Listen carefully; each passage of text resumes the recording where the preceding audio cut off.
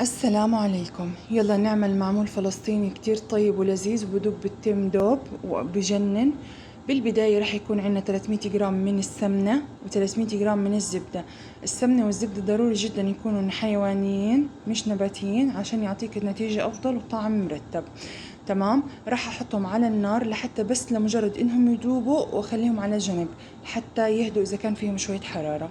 في جد تاني راح اضيف 6 كاسات من سميد الفرخة اللي هو سميد اللي شبه الدقيق، واحط عليهم 3 اكواب من السميد الناعم وليس الخشن تبع البسبوسة. شايفين الفرق بين الاثنين؟ راح اخلطهم كتير مع بعض منيح، وبعد هيك راح اضيف المواد الدهنية اللي عندي وابس السميد مع بعض هي والمواد الدهنية. تمام، أنا واحدة من الناس بخلي السميد تقريبا منقوع مع بعض أسبوع كامل، من 3 أيام لأسبوع كامل. كل ما طول معاكي كل ما كان أطيب وعطاكي نتيجة رهيبة.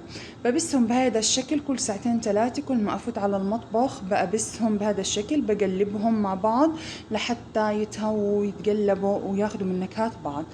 نيجي للمكونات التانية وقت ما بدنا نستخدمهم.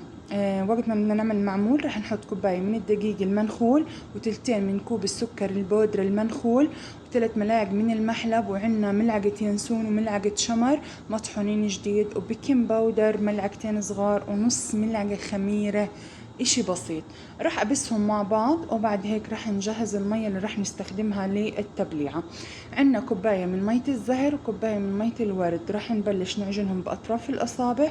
بعد هيك راح نكمل عجن بالمية. فيكم تكملوا بمية الورد ومية الزهر، فيكم تعجنوها بالحليب، فيكم تستغنوا عن مية الزهر ومية الورد تعملوها بالمية بس.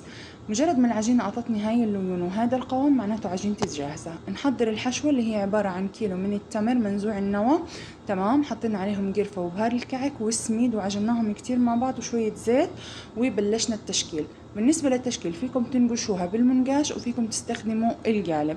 العجينة أنا زي ما انتم شايفين حاطة ميزان جنبي، العجينة 20 جرام والعجوة 10 جرامات تعطيكي تيست مرتب وكمان حلاوة مرتبة وشكل مرتب.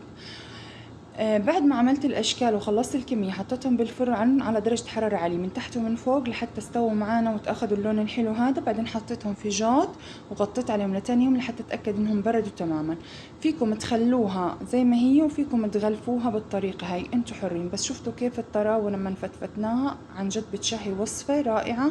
جربوها وبالعافية عليكم يا رب.